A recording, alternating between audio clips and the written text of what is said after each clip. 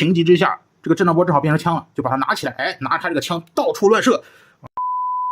真消费才敢说真话，欢迎大家再次回到最新一期的别玩世界，我是老王。哎呀，我们天真时代混天豹的最后一个成员，我们的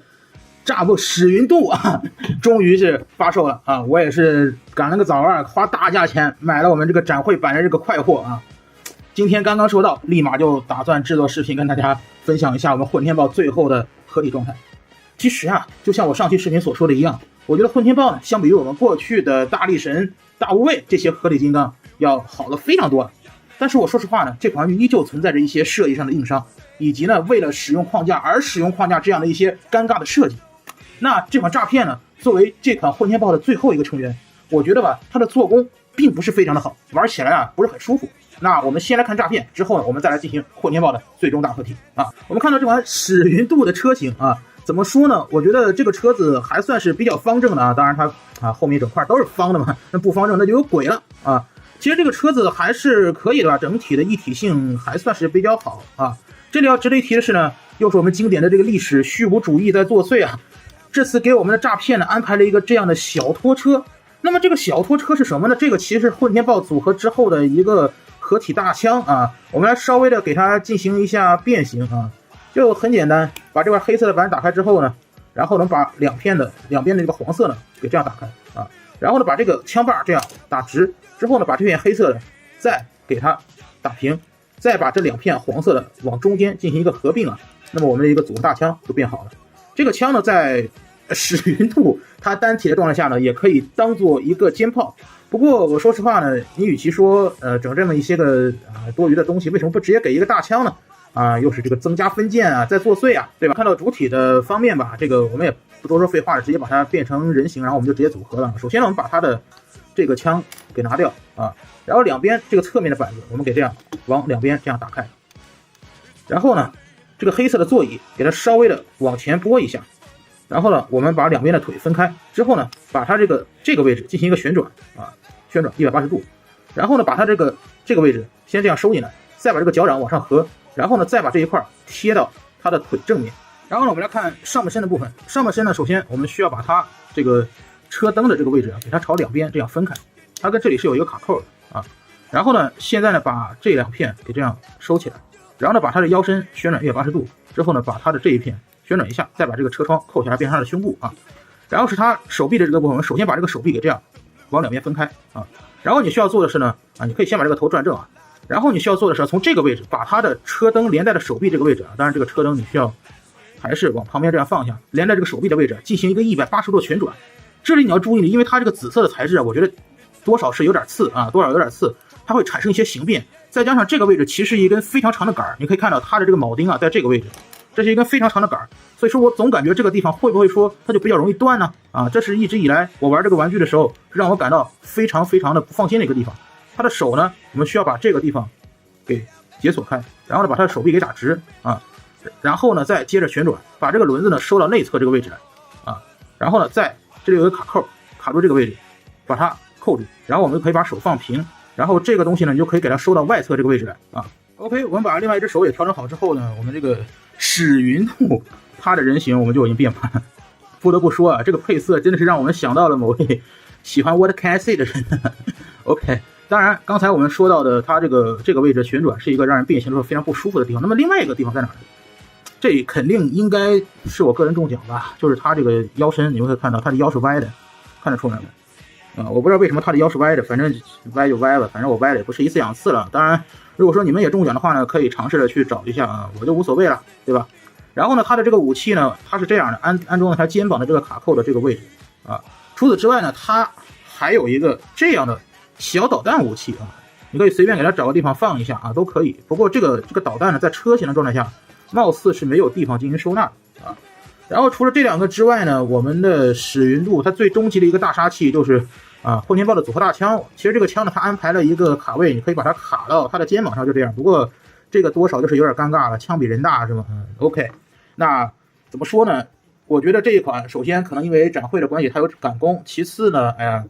肩部的这个设计确实让人感觉到非常不舒服，再加上腰部的中奖，所以说我个人对于这款玩具的本来其实还是有一定的这个期待值的，毕竟我觉得这款吵闹做的还是挺好的，对吧？毕竟跟它一样也是微级别，但是这样的品质确实是让我比较失望。OK， 那我们来看一下这款史云度怎样变成它的合体形态啊？那变形合体形态呢，我们首先把它的头部旋转180度之后呢，把它给往后折叠90度啊，然后两个手呢，我们需要给它这样往后进行折叠。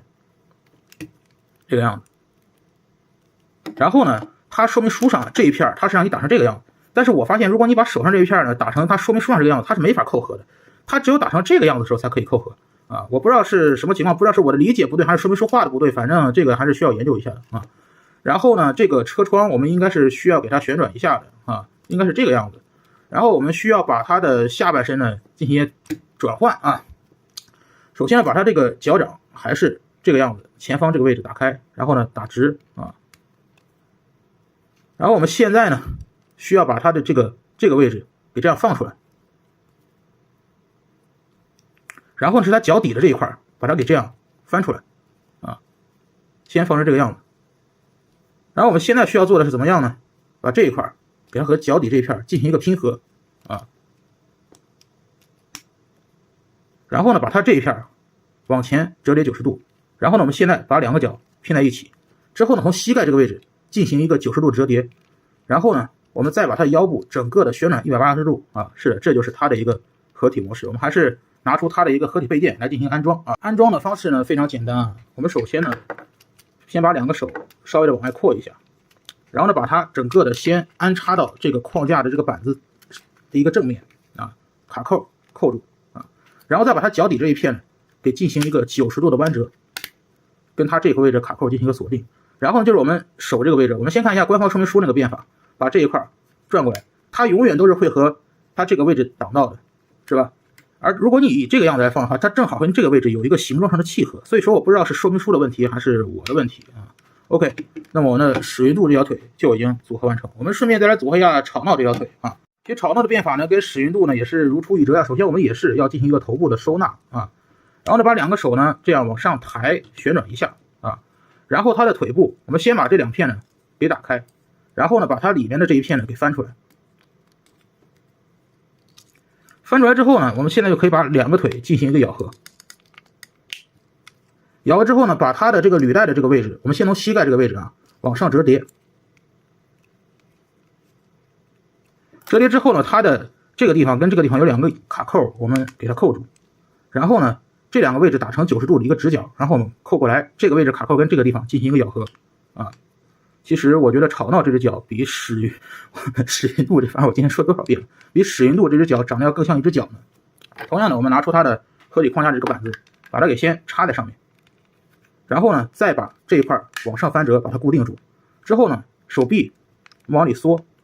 跟侧面进行一个咬合。OK， 我们两个腿变完之后呢，拿出它的上半身啊，这个两个手臂怎么变我就不说了，反正跟大无畏的成员就一样的啊，直接安装上两条腿。当然，就像我上期视频说的，它这个接地啊，我不建议你使用啊，因为接地的时候真的非常难看啊。OK， 那我们的天尊世代的我们的混天豹就组合完毕了啊。怎么说呢？我们看啊，其实这个混天豹它组合完之后，这个造型如果你不用接地的话，其实还好啊，其实还好啊。当然，这个膝盖错位这个问题依旧是没有办法得到一个根本上的解决，我觉得这个相对来说还是比较坑的一个地方呀。但是总体来说呢，体型什么的相比于大力神或者是大无畏，其实要好很多。我之前就说过，我非常喜欢的一个地方就是混天豹的这个头雕啊，真的非常好看啊。但是怎么说呢？首先第一个还是还原的问题。有人说，哎，虽然说它用了框架，但是我觉得只要组合完之后它还原就行了呀。可问题是这个组合完后的模式它也并不还原。首先第一个问题非常明显的，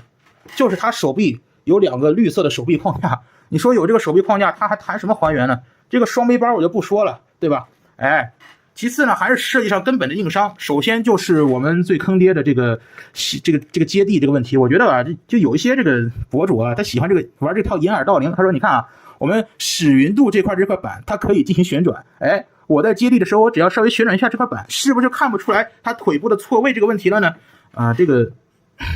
行吧，这OK。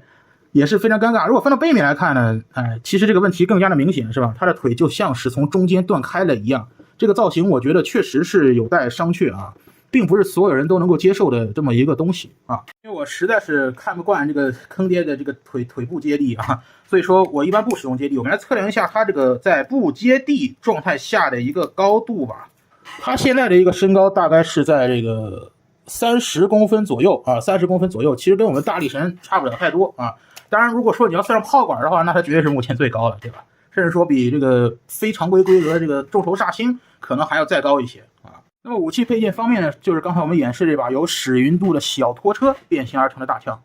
啊。这个插孔啊，它这次整个特别的紧，大家插拔的时候要注意一些啊。总归反正是比大力神的那个摇摇晃晃的手部插孔要强。当然，这一款我觉得除了这个常规的武器之外，还有一个特别屌的玩法啊。OK， 大家看，这是我们来自 SS86系列的震荡波。是的，我们史上最牛逼的设计师连井张武老师给震荡波和混天豹设计了一个再组合的玩法。其实大家也知道，在机一动画之中呢，有一集是混天豹啊在塞伯坦西上发动了叛乱啊，这个震荡波要阻止他呀，怎么办啊？这个混天豹情急之下，这个震荡波正好变成枪了，就把它拿起来，拿着他这个枪到处乱射啊。当然大家也知道，这个所谓的86震荡波，它变形的模式根据官方的定义，它不是一个枪，就见仁见智吧。那么这个怎么进行安装呢？这里有个卡扣，这里有个卡扣，它的这只手臂上的前后也是有2个对应的卡扣，我们是这样把它卡在它这个手臂的框架上面啊。这个安装呢，其实并不是非常的稳定啊，大家在安的时候要注意一些，因为本身卡扣也非常的小。那么安上之后呢，就是这样的一个效果。怎么说呢？其实可能入坑晚的朋友不知道，在 Combiner Wars 和李亮系列呢，也有一款震荡波，它是传奇级的。它和当时的混天豹也有一个这样的玩法啊，不过那个混天豹不是那个震荡波，因为它是传奇，所以个子非常小嘛，